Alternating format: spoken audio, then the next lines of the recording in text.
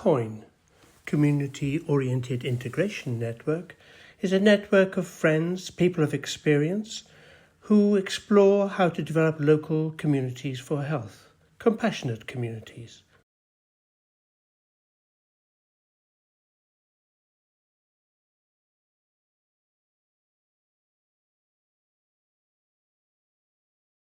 COIN is a network of friends, about 200 plus people who enjoy each other's company, got a lot of experience around developing communities for health and care.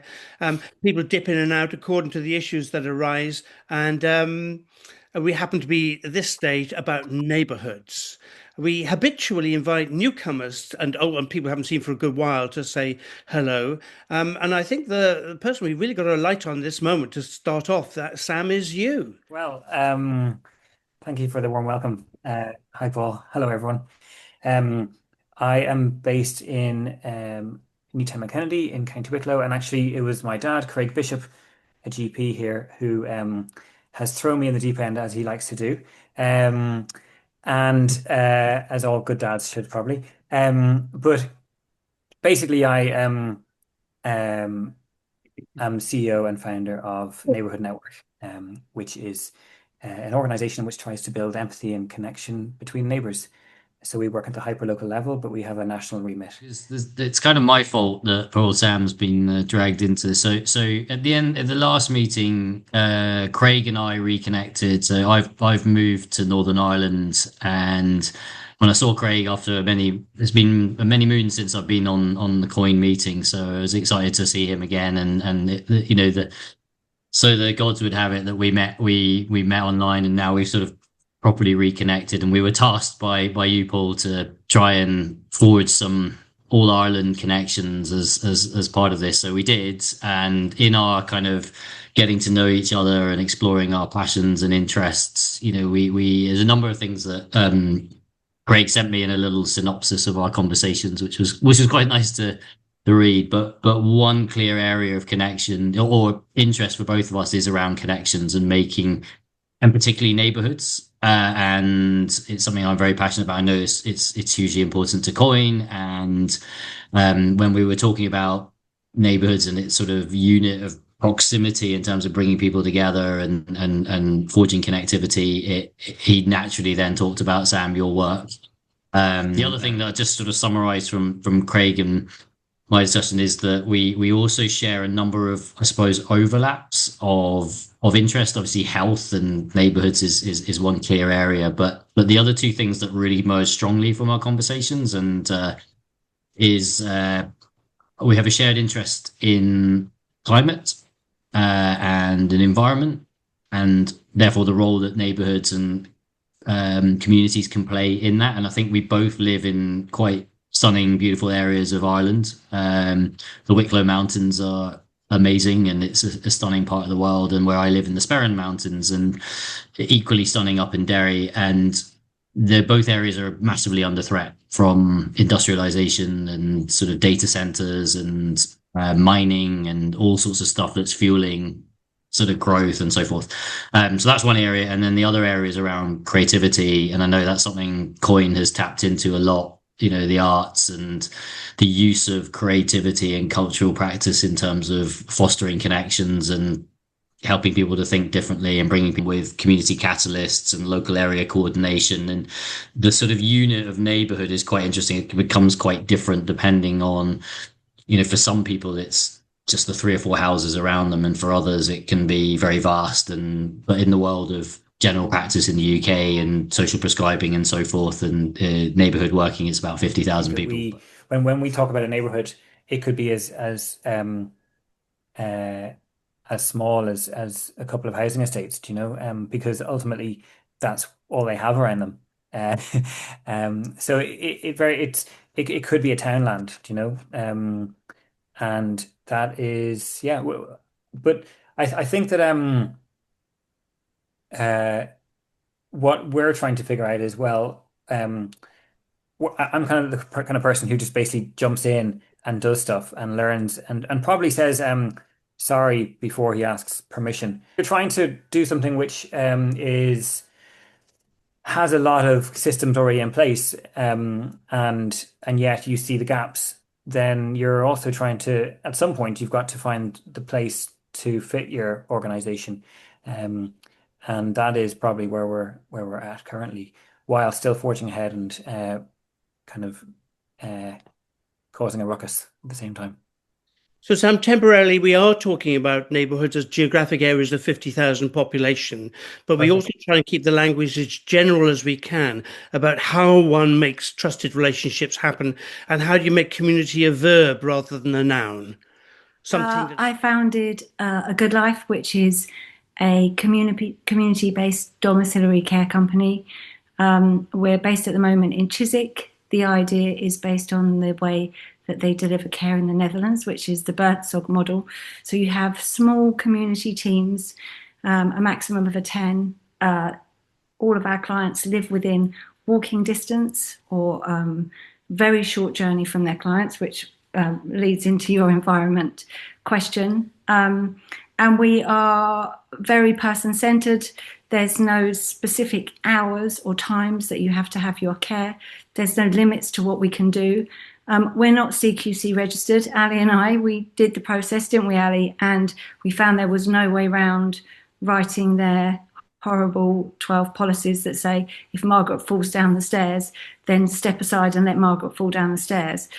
We together, along with a bunch of experts, lovely Chris, helped us, wrote some very person-specific policies, and they all got rejected. So we've decided we're not going to be CQC registered, and that's what we deliver. We deliver this hyper-local, person-centered, focused care to elderly people in their own homes, which is all about empowering and enabling them to live a good life.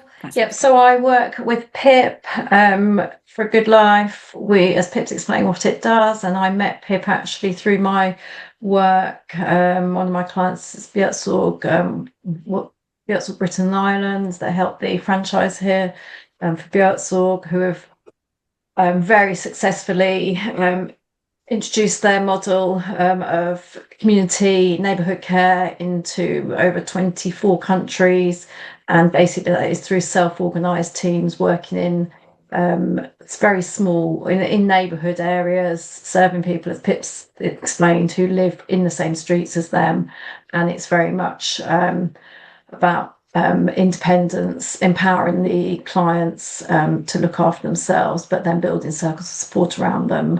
And that is the approach that then Good Life is based on, which I would I'm a community enabler, as you say, community outreach. I work for a local authority as a public health community outreach officer. For the past 5 years, I've been working as a community enabler. I'm linked to 3 neighborhood networks, Kilburn, Willesden, and Alsden. And what I do exactly is making sure that I bring from the community to the services to make sure that they shape personalized care, which matters to all of us. I've seen you in action, and it did strike me that it may be hard for community enablers to actually see themselves. All the time, everyone comes in the streets and hugs you and asks you to do things, and it's sort of like adore you, smile at everybody. They smile back. Because we just can't clone you. We've got to learn how to do this. I'm Dick Tran. I work with Gabriella, not as intensely as she does with the neighborhoods. I'm more in the service design organizational area, but very much interested in this work, and as we move to neighborhood ways of working. I'm Tony. I'm also a Brent resident. I live in Harlesden. I was a GP, and I have recently been involved in launching an age-friendly borough initiative, and I am very interested, as I always have been, in developing healthy neighbourhoods and health in neighbourhoods. A retired academic GP from the Brent area, having spent all of my working life there, except for 6 months in Leicestershire. And the words that have come into my mind so far this morning are manifesto and cadre. What would you put in a manifesto? You don't have to get the answer's absolutely right. They're there to cause other people to think, not what would you do? Put in a manifesto, and how would you use the cadre system? And if you're not familiar with it, the cadre system says you're sitting here minding your own business, and somebody puts a thing on your lap which you hadn't anticipated coming.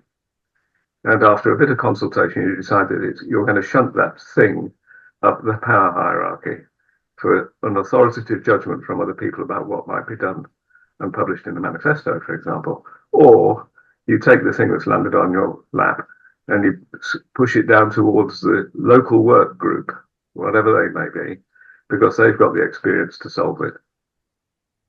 Right. That's top down, bottom up, revisited and held. I was born and raised in Dollis Hill, but I've never actually lived in Brent since qualifying far too many years ago. I'm a GP in South London, so I'm what you call a transpontine. All my kids were born south of the river, which in present company may be slightly embarrassing. So I'm a GP in Croydon, and I teach ethics in various places and have done for years, and interested both in teaching it and researching it.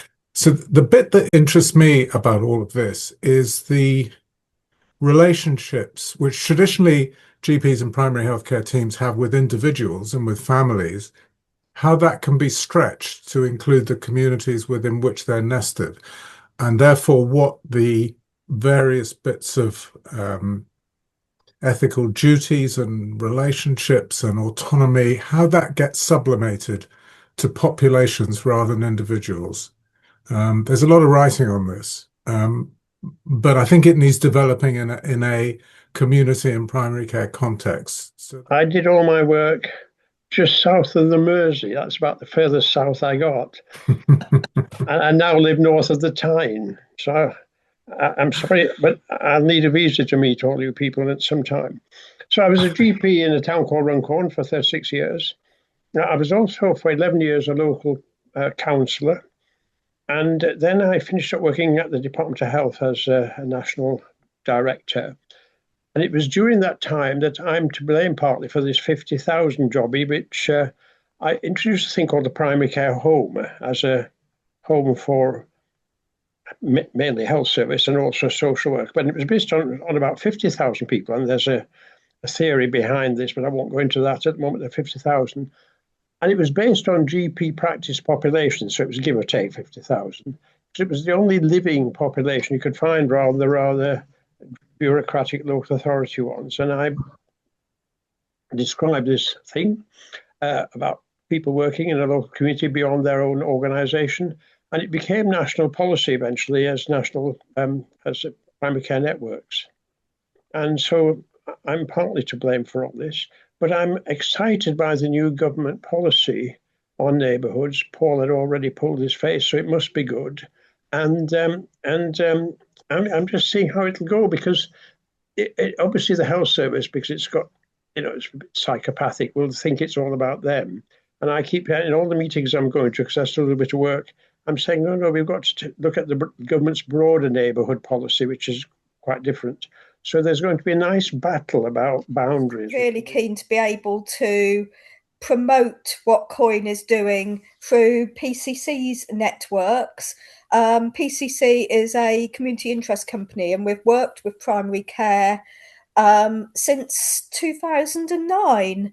And previously to that, as part of a modernisation agency. So we've got quite a long history of working with primary care, working with primary care networks, now working with neighbourhoods and collaborations. And I had a chat with Paul the other week, very, very keen to support COIN where we can, both with things like facilitation, action learning sets, but we also have a space on NHS networks, which we provide free for anyone in health and care to use. And you've effectively got that for the COIN resources, which I think you're finding useful, Paul. Absolutely. That's how we join and how we want to support COIN. We want to present the theoretical underpinnings of everything to do with collaborative working and the case studies and how you actually do it in things like training courses and so on. What we're also doing, I know you know this, Paul, but others may not, we do push out the blogs and anything else that you write and very, very kindly send to us through PCC's newsletters as well. So we're probably getting to about 25,000 a week.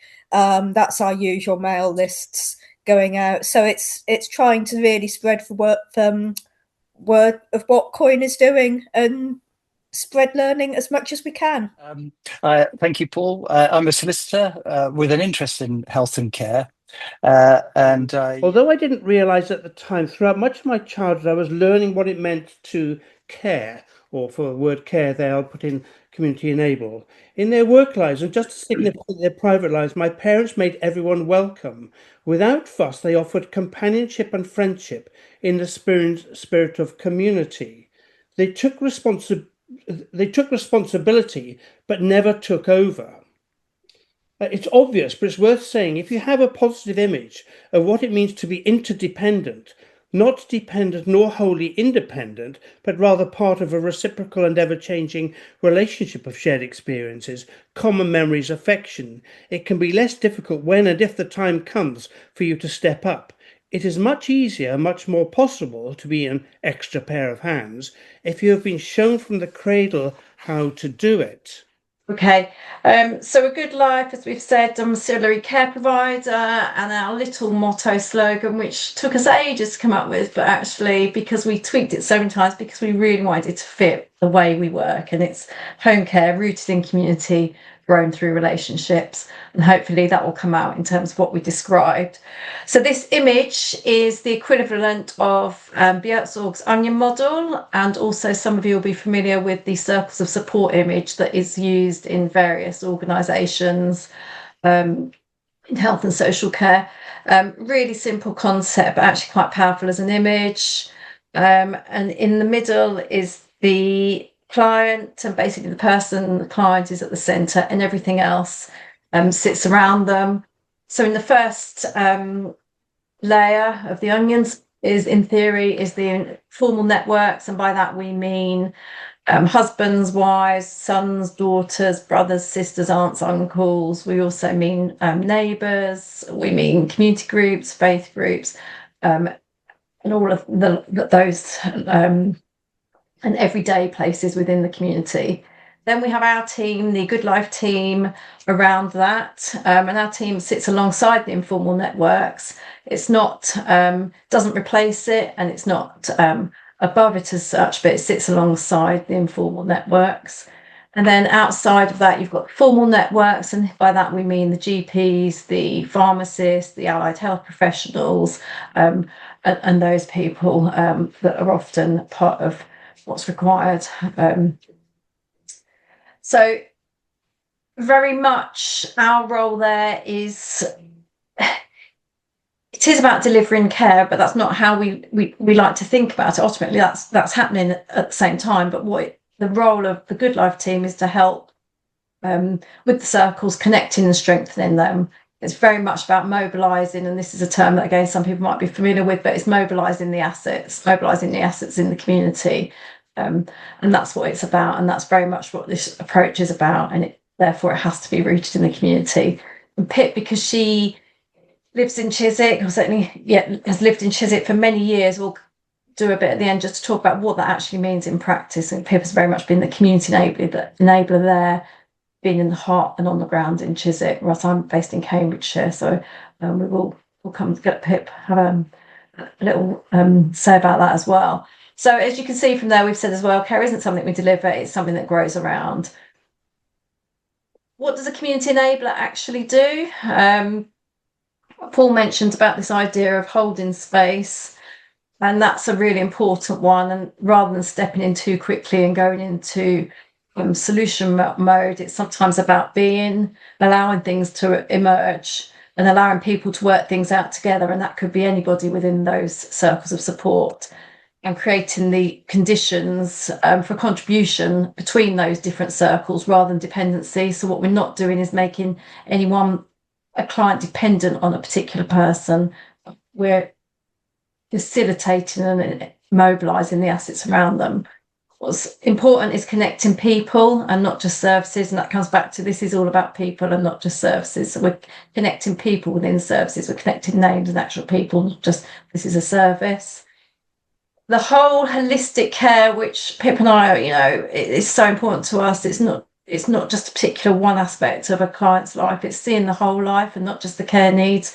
And very often the needs aren't necessarily, and I know there's various GPs within this call, and often there might be a medical need that needs to be met or a medical condition. Often there's something else that, there's another cause of that. And certainly with things such as mental health and loneliness and the effect of that, we've seen examples of, it might be, and this is probably going to come up in a later slide, but somebody might have something wrong with their feet because they can't get out and can't walk. That thereby creates a greater problem, and that leads to isolation. So that's why it's important that this is holistic and we're not just looking at certain aspects. A community enabler also brings people together and it helps people do things, and it uses everyday moments to build something better. We're not looking for big, unusual one-off things here. It's about everyday moments. This is real life. So that's what we think it means in practice. And as I said, it's about whether it's linking in terms of going back to the circles of support. It might be introducing neighbours to each other, linking with a church group, just making sure I made a few notes. I don't want to using the everyday moments. Actually, the bit I haven't said about that is sometimes using things such as a hospital discharge, a fall, or even a bereavement, not seeing those as problems but opportunities, because sometimes some of those things are an opportunity to rebuild support differently. So a fall, why does that fall happen? Which perhaps goes back to, like I say, there might be a bit of equipment that's needed, or there might be it's going back to root cause in a lot of these cases, and that's really important. And the subtle skill really is it, and in the word community enabler, it is we feel very much enabling and not doing, and that's very much in the spirit of the Björtzorg model. It's about retaining independence of the client and helping them to be independent. So not just getting them showered because it's quicker for you to shower them, but to say, okay, talking them through the process for showering if they're able to. So they therefore have that independence, they have that self-confidence, they feel that achievement, and that's really important. As we'll see when we get on to the traditional approach, is very different. I think as we move towards my next slide, which is about the traditional approach and the enabling approach, what we currently find is we're in a system that rewards doing rather than enabling. And it's about doing, getting done, rather than just enabling more to happen around somebody and the rest of it to happen naturally. So if we talk about a shift from traditional, which we very much see in this model and in the community enabler, it's about, instead of solving problems, providing a service, acting quickly and reducing risk. That's a very traditional way of looking at things. When we're talking about enabling, and certainly with our approach, things like staying with the situation, building networks, acting thoughtfully and building resilience is for us really, really important. And it's also very preventative. So in the traditional approach, we solve the problem, but we don't go back to, as I said, the root cause. So it happens again. So it's that whole, somebody gets discharged too quickly, they have a fall at home. And this is something that could be as simple as rugs in the wrong place. And I've seen that with my own mum and dad who have carers. There's a rug in the lounge, that rug stays in the lounge, they trip over it, they're back in hospital. Something as simple as the carers knowing what goes on in that house and being able to go, I think we need to take that mat down, or remove it altogether. So this is about staying, it's about learning, it's about acting thoughtfully, it's about building resilience. And this is very much about longer term sustainability. And it can feel slow, but the point is it might be slower at first, but longer term it leads to something greater. And actually both with A Good Life and the Netherlands model, it's actually very much about making people independent and needing less care. Now, obviously that doesn't work forever because people may get older and need more care, but ultimately in some areas of their lives they can lead to more independence. Moving on, last one here, skills that can be learnt. So what's the skills that can be learnt for people in this role? And then I will do a quick bit, because I know Paul is very much the relevance of what this means to society more wider, but the skills that we think can be learnt. So listening without jumping in. How often do we listen rather than just go in and say, this is what we're going to do. We need to listen to the people. We need to listen to the client. We need to understand them and the people around them. So listening without jumping in, listening without assuming, I'd say listening without second guessing. Similar tone, similar vein, asking better questions. What are we asking? What's important? What are we noticing? Who's missing? Who's not in the room? What are their strengths? This is about playing to people's strengths. What do they like to do? What do they want to do? What's important to them? Not just what they need, not what they need medically, or what they, what is the strength? And that comes from, again, when we're going back out and saying, very often we've got stories where we've got a client in one street who actually, if introduced to a client in another street, they can become friends. And over time, they don't need us doing a companionship visit, because we can link them together. And one might have an interest with somebody else. And then that other one, which can be quite difficult, is being comfortable with uncertainty, which goes back a bit to that not having to solve something straight away and letting things, seeing what solutions are available. My last little bit, so it has to start early. The fact that Paul read that extract from the book you shared about the children is really, that goes with the thinking I was doing earlier. So in terms of society-wide development, you've got schools. So talking about group work that isn't just task-based, but is more relational. So, it's all about tasks and getting the job done and fixing, but let's make it relational. Teaching more about how to listen, to collaborate, and shared responsibility. Parents and carers are allowing children to solve problems together, not always giving children the answers, but letting them find the answers themselves, being more creative. Modelling at an early age that community. And the bit you said, Paul, about, building relationships and friendships. Public services, very much, we hear it a lot, but shifting from a fixing to a facilitating mode, so to an enabling, rather than we're just going to fix this. And again, I've heard it in various sessions like this I've done, but rather than the doing to, the more doing with. It's not about how can I fix you. And high street and every day, the thing, small acts of noticing, connecting, remembering people. And I personally can't stand some of this AI. I just want to go into a shop and see somebody and speak to them and say, hi, how are you today? And, there's a risk we're losing that ability just to develop relationships and speak to people. Last point, I don't know where this came from, Paul. It was in something you sent, but you talked about pretending and learning by doing. I agree that some of this actually does start with acting as if you know what you're doing and you try a different way of being, even if it's unfamiliar. So that whole learning to ask instead of telling, pausing instead of stepping in, and inviting others in rather than taking over. And that takes time to be able to do those things well, but it can be learned. It's just sometimes very different to what we're all used to. And ultimately, we believe the best care isn't when we're central, but it's when we help form these stronger circles of support around the person. I suppose I've been very ill very recently, some of you know. So I've learnt what the smartest person in the room says. And the smartest person in the room says, what do you need? And if everybody could just learn that, not, I can do anything you want, not, can I go to the shops? The smartest person says, what do you need? Because that gives the opportunity for the person to tell you. And then all you have to do is not only listen, you have to hear what they say. It's not enough to listen. You have to hear people, and you have to give them the space to be able to say those words. Now, I believe if you can do those three things, you have cracked 80% of it, because what you've asked is what they want. You've listened and you've given them the space to say that. Now, I think you must have kindness, you must have patience, you must be happy to work hard, you must have strong communication skills, you must be reliable, and you must be committed. On top of that, there's a million other things you can have. You can be funny, you can be smiley, you can have imagination. But as long as you have those core skills, kindness, patience, hard work, strong communication skills, reliability and commitment, they're the bedrock. There's no point having flaky people do this. You have to be committed and to do it. Now, how do we teach that? I think we teach children it right from the very beginning. And I think things like WhatsApp groups and stuff like that, Paul knows. My kids were there, and well, they were home educated, and because of that, they cared all the way for my mum from when she was fit and well to when she took her last breath. And we have questions, don't we, Ali, that we ask potential angels. And one of those questions is, what would you do if somebody was coming for dinner and you were missing an ingredient?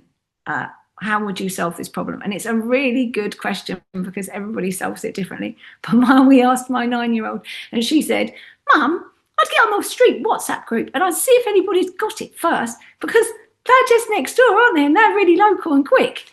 Yes, my girl, that's the right answer. My husband would say, oh, well, I'm such a brilliant cook, I could just imagine something else, But so it has to come from those children. I think also it has to be from somebody who's been in hospital a lot. It's a small shift. Again, there were incredible nurses, but there were doctors, because of the hierarchy that they were in, some even doing preventative medical care, who were just slapped down and told that they were wasting them time. Small, tiny shifts. And then I think there's bigger, huge shifts. Like, I studied psychology, and there's something called bystander intervention that you might be aware of. I think if somebody is poorly or somebody's got a gun, all of us, all 1,000 of us should all rush towards the person that got the gun. This idea we're all supposed to run away. My child has just been taught, or he wasn't because he didn't go to school that day, to run, seek and hide. Run, seek and hide? What are you talking about? There's 500 of you and there's one of them. Gang up, have a plan, go and get him. So in terms of what I've done for a good life, I've been and met all the faith leaders. The social prescriber we can refer to. We've been at community events. I've joined all the local Chiswick associations. I've met the GPs. They weren't as friendly as you might think. And everybody I can possibly touch. Age concern, podiatrists, everybody, local tradespeople. So we have a whole group of local tradespeople who we trust or know to safeguard our clients. And what we're doing is truly unique, and it's really working. Our clients love it. I mean, they love it so much. Our angels love the work so much. It's hard to stop them all doing it for free. Making the money isn't easy, but I've managed to shift the model, and we might even be able to make a profit, not a very big profit, but that's not really what we're interested in. We're interested in creating something that government can take on and say, look, this is how you can do this, and it works. How do your angels learn this? Well, it's not learnt. It has to, you have to do two things. You have to recruit the right people. And you have to do that mainly by values based. And actually what happens is our angels recruit each other. So what happens is, I think I read quite a lot of people's replies to adverts on what's it called? Neighborhood networks or whatever it's called. Somebody goes on and says, I'm looking for a carer. And then I read all the replies to the carer and I find the one that I like. And then I write to them and say, would you like to come and be a carer for us? But ultimately, carers find carers. So angels find angels. Angels say, I've got this friend who would be amazing at this. And then I interview them and do values based. And then we obviously do all the background checks and all of the admin. And it doesn't have to be everybody that does this work. If they're in contact with these people, it will rub off. It will be rubbing off. Maybe we're talking about how to get this to rub off a lot. I was quite struck when my wife was sick, and the teachers at my son's schools supported their friendship groups to support my boys. And then they started becoming part of the extended network of support for the house. So I guess it was rubbing off through the teachers saying it's okay to not run away from this difficult situation. Is that the kind of thing you mean? Yeah, exactly that. So I told my son, not very eloquently, that I probably only have 10 years to live. And he wasn't very happy about that. So he went to school. He's 14. He went to school. And one of the boys at school said to him, you know what, you should listen to your mum, because both of my brothers have a life-threatening illness and we don't know when they're going to die. And actually, the earlier you learn this lesson in your lifeliners, that life is a circle and it will end and none of us know when, is best for you, because you will put more importance into your life and will enjoy every day more. So he said, what your mum has said to you is hard to hear, but it's important. And that was a 14-year-old boy talking to another 14-year-old boy. Now that is some powerful stuff. So that may be a very significant outcome from today's meeting. Strikes me at the earliest stage possible, use everything that opportunistically comes up for people to experience that these things are everyday, and don't be frightened of them. Get involved and do what you can. And I think that can, just one last thing, I think that can be encouraged by intergenerational spaces. I think that's so important, and it's certainly something as we get bigger, A Good Life will look to do, to sort of take people. There's so few people that were in the war. You also experience the end of life. I mean, it's right in front of your face. So they are being shown and also gently told that, this is all of us, hopefully. And Ali's just posted that we're bound by you can't do this or your culture, and we need to change that to a you can do it. And talk about someone who can do it. Gabriele, please take over and continue the dialogue. I'm so pleased. We need to meet up and share our passion and love and see how we can maximize around the world, around the UK, around England. And I would like to start with a simple slogan that I quite often, when I start working with someone, I ask them, do you have a warm sticker? I have 3 different warm stickers that I take with me every single day that I'm doing outreach work. And the first sticker is personalized care matters. My second sticker is from inequality to equity. And my third sticker is I speak Portuguese. I always start the conversation with this.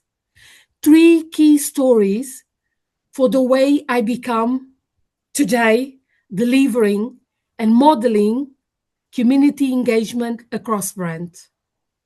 I was a carer, and my brother and I, for my mom, since the age of 10 years old. She was a hypertensive lady, overweight, and with kidney failure.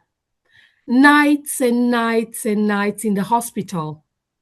My dad working 7 days a week, more than 18 hours per day. Between myself and my brother, we had to take over. All night long, going to school on the following day. Years and years and years. Unfortunately, she passed away 10 years after a sickness. So she passed away with 42 years old. As you can imagine, my God.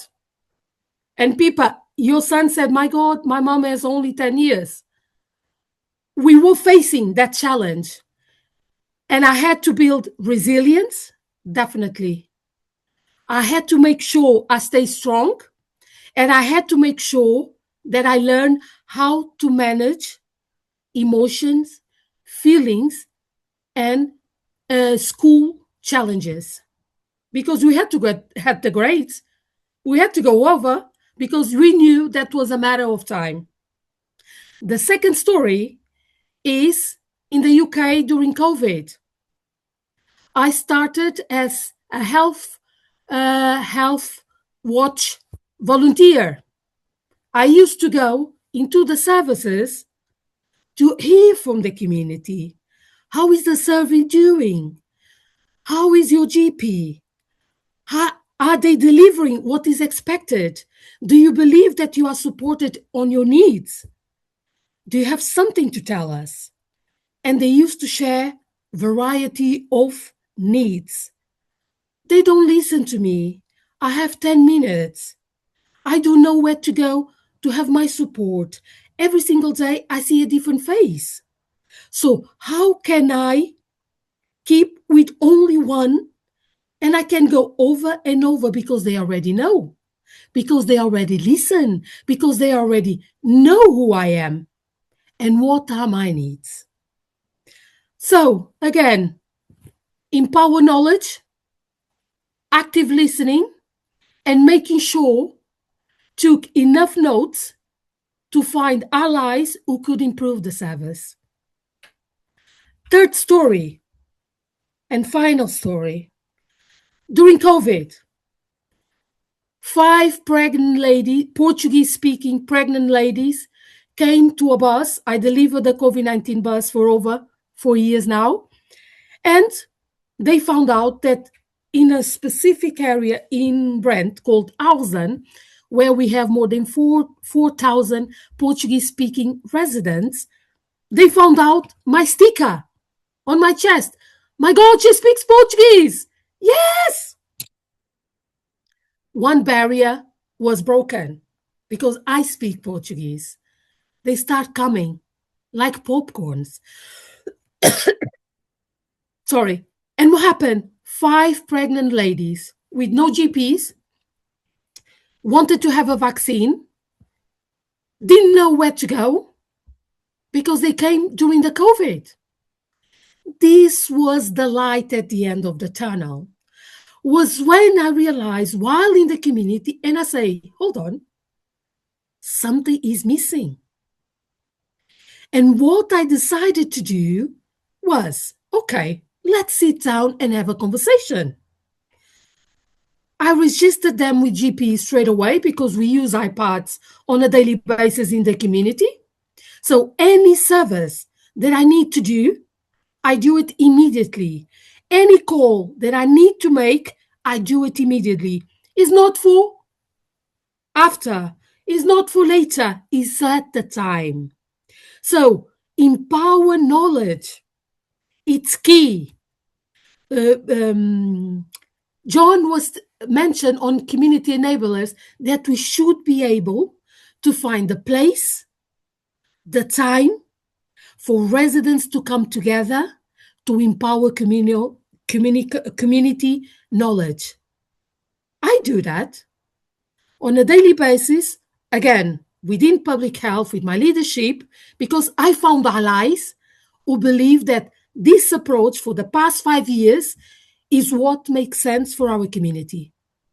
So we shape personalized care when planning, designing, and delivering community health events for health promotion, health prevention. And why does it matter?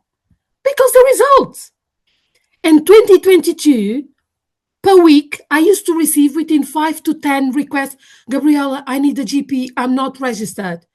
Ask me now how many? Less than 1. Why? I made partnership working with the key GP practice. Again, you should be able to make connections. You should be able to identify the right community assets to make sure that the work that you are doing in the community goes into the services. In this way, the services could be improved. You cannot keep for yourself. You cannot keep in your small world. You need to push forward. Shout on them. Say, sorry, no, this is not correct. Let me bring you to some events. Let's sit down with some residents. And from that day, they will see that what they are doing within the clinic sometimes is not a reflection of what the community really needs, what the carers are suffering to do, what the community are anxious to receive from the services. So, to finish off, what makes sense for me, I have some keynotes. Professionally, we need to be able to have a warm sticker. We should be able to create space through voice, aspect, and a smile. Professionally, we should be able to connect community, key services, and corporative services. For that reason, I connected to NHS England as a co-chair for the Portuguese-speaking vaccination steering group to challenge the system, to report what's wrong, to make sure that we empower communication when it comes to any campaigns, because there's a standard. And this is what we don't want. We need to critically challenge the services. And this is what I do. And finally, what makes sense is an even organizational. We need to make sure that within our community and our work, we have people we can connect and have immediate answers. This is the model they adopted for the past 5 years. More than 400 families were supported through this model. Holistic approach, making sure that every single ethnicity matters. Every single person has the right to challenge the future. And this is how we do it. The system we're in, or the societal value, is almost diametrically opposite in its design, and this has been in place for hundreds of years of conditioning. So we have a lot of trained soldiers of the system where it is based on medical ill health, it is based on hierarchy and transaction and risk management and so forth and so forth. So the opposite of the values that Pippa and Ali and that we've just been hearing about. And we're not trained to smile. We're trained to do a job, and we're not trained to. We have a lapel and we have a clear, etc., and so forth. So, for me, if we don't talk about structural redesign, or it's so difficult to continue to either train up people who've been conditioned all their life from young age. And you hear about some exceptions. Yes, that at 14 you might hear something, but the whole education system then leading into medical education and so forth are conditioning soldiers of a system that is system one. And then you suddenly try to introduce to that group of people an entirely different way of working 30 something years into their life.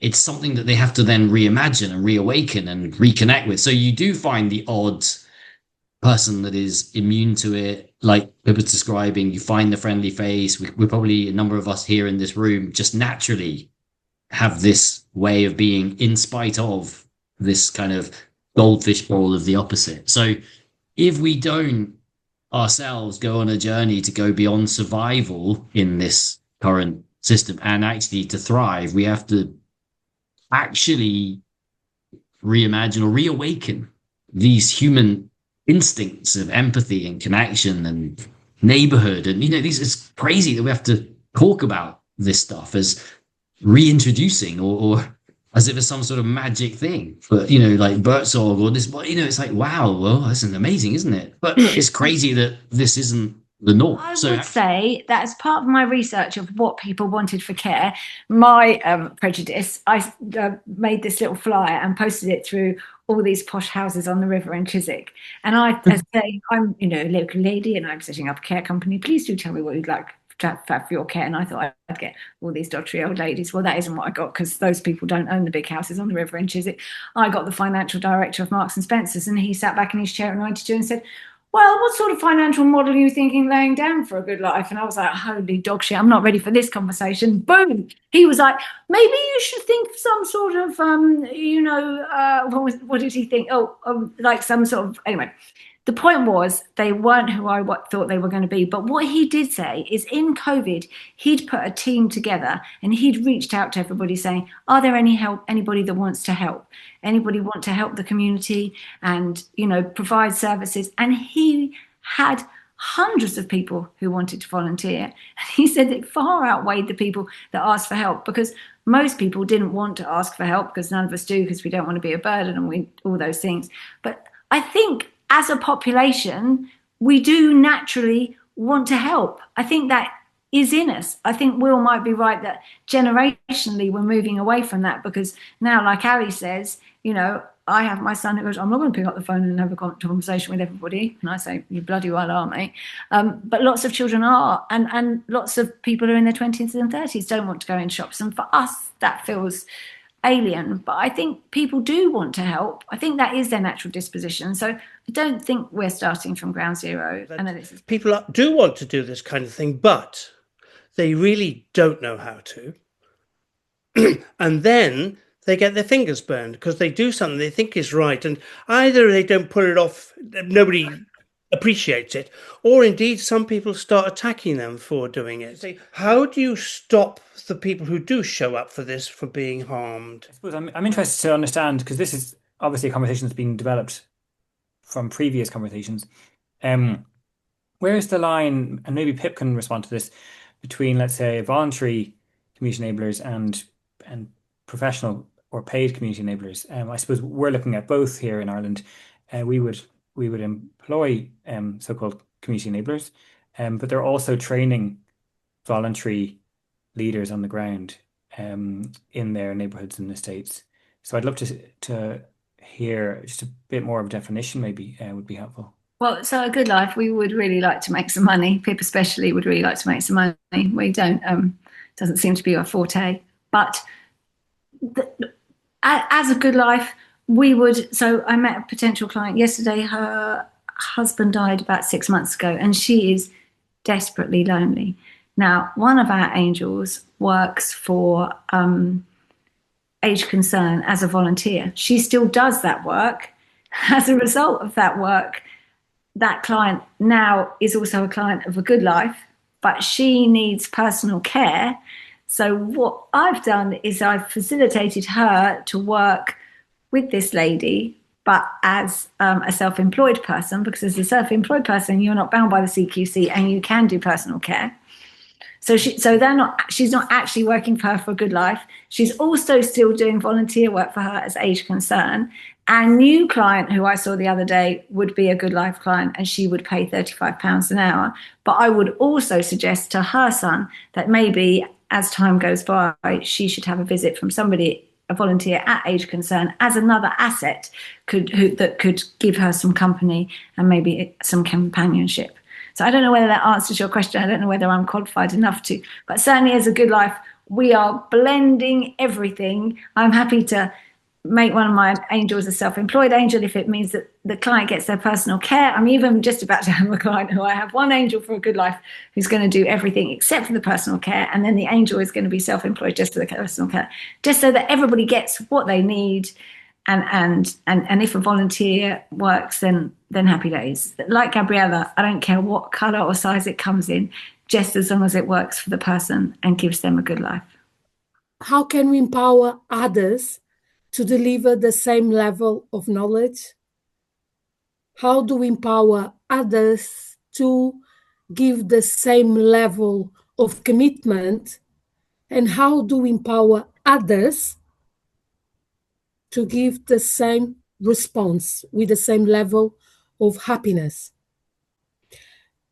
The first one is related to knowledge. Where do we have our knowledge about the services? Who is available? What time? How much money do I need? At the moment, Brent already commissioned a Joy app, but it's not enough to empower individuals with the ability of supporting others. This must be something that they already started doing in somehow. I started with 9 years old. When you start developing adult people in a type of approach, which is community engagement, requires a lot of training in the position. Because some of them can read tons, can have masters, PhD, but when it comes to first approach, there's a barrier. As someone just said, they did not learn how to smile. You cannot train professionals only within the settings. They are not in the community. They don't know where to signpost a family with 2 children if they are kicked out from their hotel, from their house. If someone is in a wheelchair and requires assistance, do they know what to do? It's not their fault, it's fault of the system. And what makes sense is from early stage of someone training to become a doctor, an engineer, any job requires community engagement. because we fail when we need to provide care, sometimes to our colleagues within our work. So imagine, how are you able to provide care to your parents?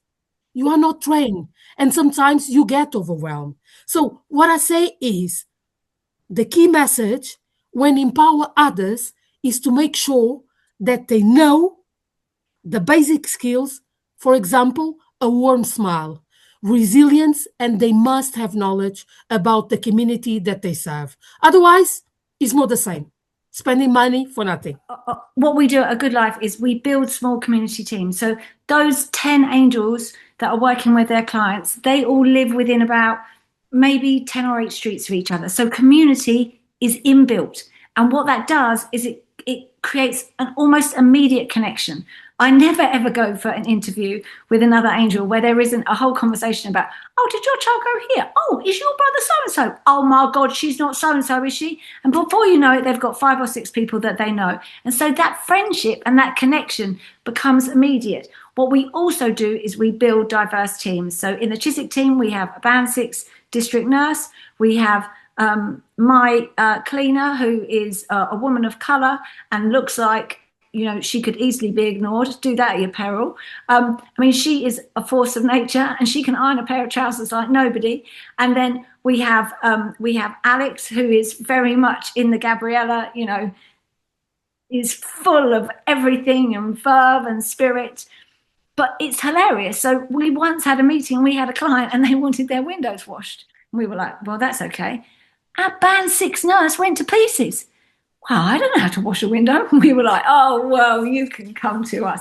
We were all in awe of this Band 6 nurse because she doesn't know how to wash a window. But what she does know is actually when my mum was dying, if I'd known her, she would have said, oh, you could have done X, X, X, and X, and I could have got all sorts of different medicine during the night. She knows those special words to call and say, you know, when she's advocating for a client. That means that that all of a sudden, you know, the NHS click into contact that I don't know. But equally, Alex has other resources and they meet. They have non-client facing times, which we pay for. They have a WhatsApp group where they can all communicate and share knowledge. We are also creating databases of their knowledge so that when other people come, there's a team agreement about how they work. There's a framework for the company of what is allowed and you know, a framework of informing the work. But what it really does is it builds knowledge within that team. And then hopefully, as we get more and more teams, we'll have, you know, the company will have a blog and we'll have a newsletter and all those kind of fantastic things, but for the future. But that's how we get that community within our company. And we don't have to learn it because it's there. It exists. They live in it. I hear some key themes coming through. People are prepared to do this kind of thing if they're guided and supported, but they don't know how to. Easily knocked by difficult things, and that needs to be prepared for as well. Multidisciplinary team working, shared developmental spaces, places where people actually can come together, because you can have the will to do things together, but if you don't actually have the opportunity, shouldn't it be the case that professional carers, their key main role should be to help informal, unpaid carers to feel good about what they're doing? 100%. 100%. Yeah, and that's what I think our Pebble does. I see our Pebble on a thing, and that's what it does. It maybe allows them to go and walk around the block, because what you end up with is somebody who you trust, who you feel supported by, and not only if it's an informal carer that's living in the house. Like this new client that I was seeing yesterday, her son lives in the Netherlands, so he's a long way away. The idea that he has me, he can pick up the phone to day or night, his mum has me who can pick up the phone to day and night, that gives them support and reassurance. Absolutely. And to show them that they're doing a good job, and for us all to work together. There are quite a lot of shared developmental spaces that already exist. Yeah. And quite a lot of community assets and enablers that already exist. They may just need nothing more than being invited to the party. I mean, people's homes, for example, where there is a carer, why not make that a shared developmental space where multidisciplinary working happens? It's happening. They're already serving that place. They're just doing it in isolation from each other, coming along with their different protocols. I went to our local chemist earlier on today. I walked in and got a repeat prescription. He said, he came up and said, "Hi, how you doing? How's your mum?" Well, that's a community enabler, isn't it? Yes. He's providing a prescription. He could do that by a robot, but he chose to come from the back and say, "How's your mum?" Well, that's what we're talking about here, isn't it? A smile, a recognition that you exist, that you've got an important role, that you're part of society, and you've got a mum who's aged whatever at home who's sick. Okay. Briefly, 9 years in the Royal Army Medical Corps as a nurse, 40 years in the medical device industry, teaching surgeons how to be carpenters and fixing fractures. Outside of work, I've spent about 11 years with the Samaritans in Hitchin. For the last 8 years, I've run a boys' club in the local village where men of the age of 75 get together twice a month and we have breakfast together.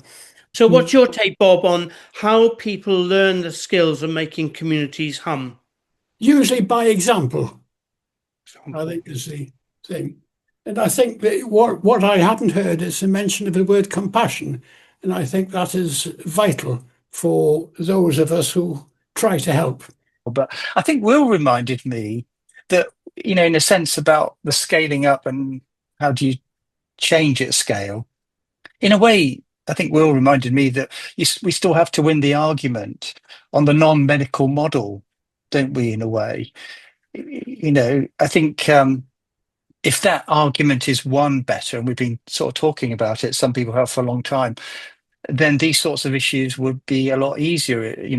People want to listen to the clinicians, the doctors and the GPs, but when the patient has something to say, as sort of Pip is saying, people really still have that thought about, the patient really doesn't know the technical stuff, so why should we be listening? So I think if we could change that, and probably Pip and Gabriella, the sort of people that really with the experience there, could change that. But if we don't change that, and the doctors don't get it, and the government doesn't get it, I think it seeps into a lot of stuff, including some of the legal stuff, around contracting and so on, and what commissioners listen to, evaluating on the basis of what the patient feedback is. But that's not how a lot of academics would look at it. They want to see the stats, they want to see figures, they want to see graphs and that kind of stuff.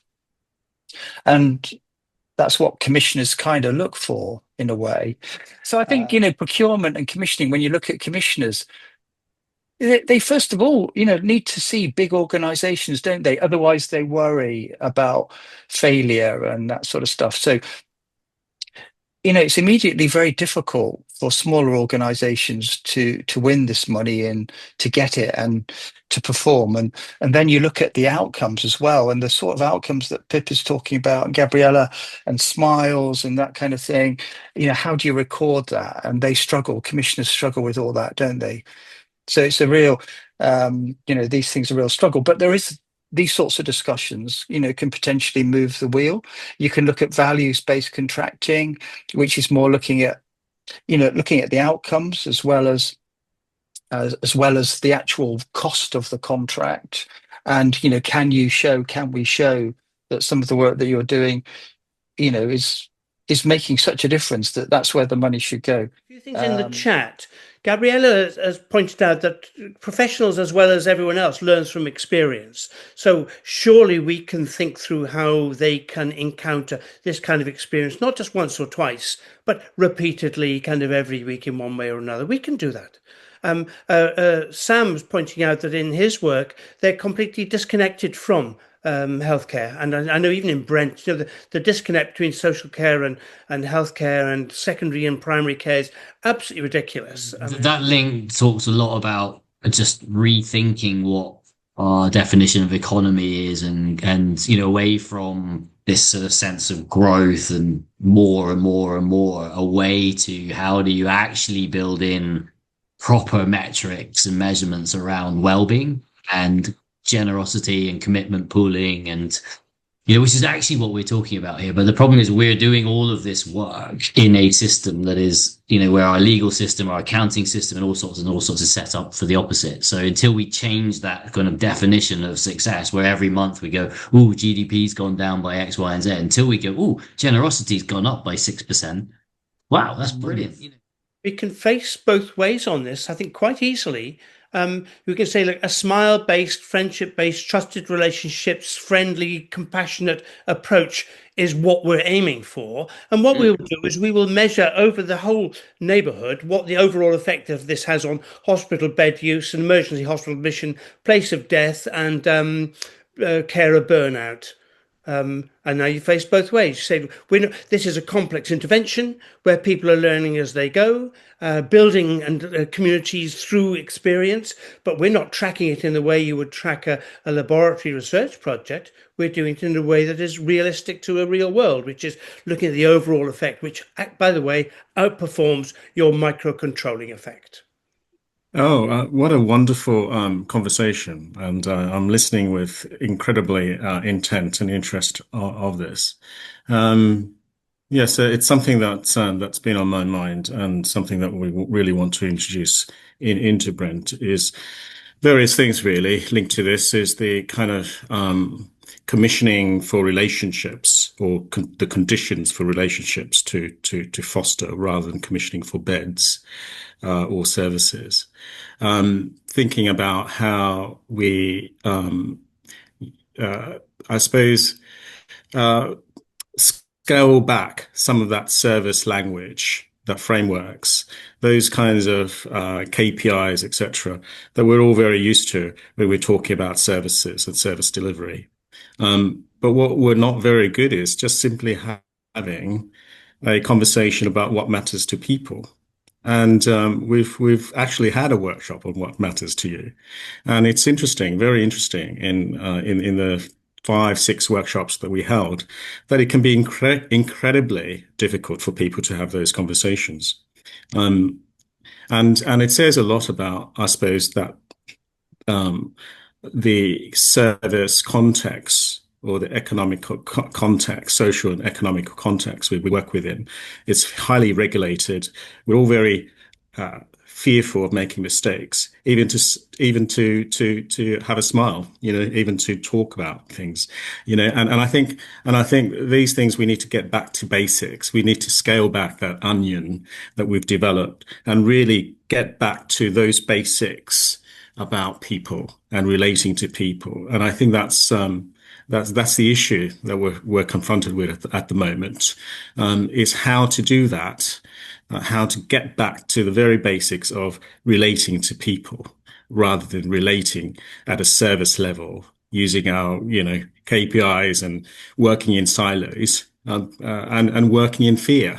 I think we need to break down those barriers pretty soon. Otherwise, I'm afraid we'll continue to have these conversations. What the angels do, which is really special, is other care companies actually write policies that say you're not allowed to talk about anything more. You're not allowed to talk about the news. You're not allowed to talk about any kind of anything that might evoke an emotion. When you go into old people's houses, what they want to talk about normally is death, because, like my son wants to talk about GCSEs, that's what's coming next. And they want to talk about, the Alzheimer's that they've just been diagnosed with. And they want to talk to somebody about it that's not their children, who isn't invested in it, who they don't feel like they're going to burden. So actually you create this whole other layer of conversation and relationship. And normally those conversations happen within the first 15 minutes, because they're so desperate to talk to somebody about it. And what you're talking about, where people are talking about services, or just think, oh, you're an old person. When I used to go with my mum, they just completely ignored her and talked to my mum. And the other thing I think, which is really important, Paul, which you touched on, but nobody ever talks about it, is how dangerous this work is. Because actually, when you do something like this, it's so different from what everybody else is doing. When people die, or when they're not able to provide the care, it creates emotions in them that are so strong. And that quite often gets put on carers, whatever that looks like, whether that's an informal carer or my angels. We haven't got to that point yet, but I know it's something that happened for you, for the care that you provided, and I know it's something that happened for me for that care that I provided. And I didn't really see it until I spoke to you. And it is something I worry about for people like Grace, for people like our angels, and for those people like we're talking about who put themselves in voluntary situations and then are all of a sudden caught up in this family or whatever it might be, dynamic of emotions that is very strong. And there is absolutely nothing anywhere that is protecting those people from that. And that really worries me. And because I now know from what I hear from other people that this isn't unusual. What you've experienced, what I've experienced, actually everyone experiences it. It's one of those things you don't talk about because it seems though there's no smoke without fire, but there are always in these difficult situations people who panic or don't understand and manage that by harming the people who aren't panicking or who are least culpable.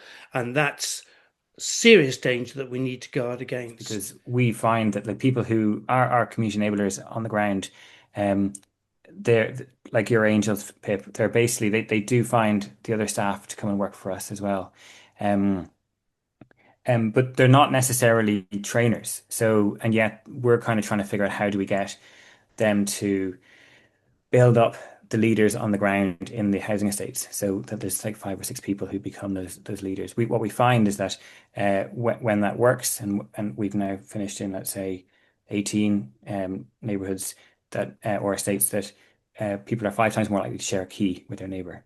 And so what we're trying to figure out is like how do you, that's how we are measuring the kind of impact of trust building by those. And I'm just carrying away 2 thoughts in my mind. One is the idea of rubbing off. People already know this. You just need to give them the opportunity to do it without feeling that they're being stupid. And the other thing is a smile. I mean, if you walk up to somebody and they growl at you, it's not as nice as when they smile, is it? So you tell people, look, whilst you're in the early stages of learning, just put a false smile on because it's better than looking like you normally look.